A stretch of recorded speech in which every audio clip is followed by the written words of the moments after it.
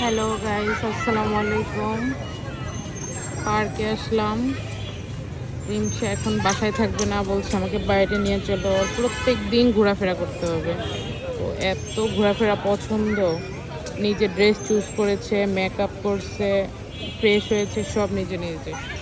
পার্কে আসলে সেই শৈশবে ফিরে যায়। বাচ্চাদের দেখে এত ভালো লাগে।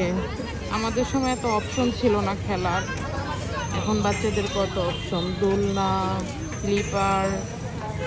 আমাদের সময় ছিল শিশু পার্কে, তখন এত শিশু পার্কে অবশ্য যাওয়া হতো না, কিন্তু এখন সেক্টরে সেক্টরে পার্ক, অনেক অপশন। এই যে একটা কিউট বেবি ডল নিয়ে খেলা করছে, ইমসা বেবি দৌড়াদৌড়ি করছে। এনভায়রনমেন্ট, পরিবেশটা খুব সুন্দর। এই যে আমি বসে আছি, পা নাড়াচ্ছি, নতুন জুতো পরেছি গাইস। যে রিমসার বাবা। আমার একটু হাঁটাহাঁটি করা দরকার, কিন্তু ভালো লাগে না, পার্কে আসলে বসে থাকতেই ভালো লাগে।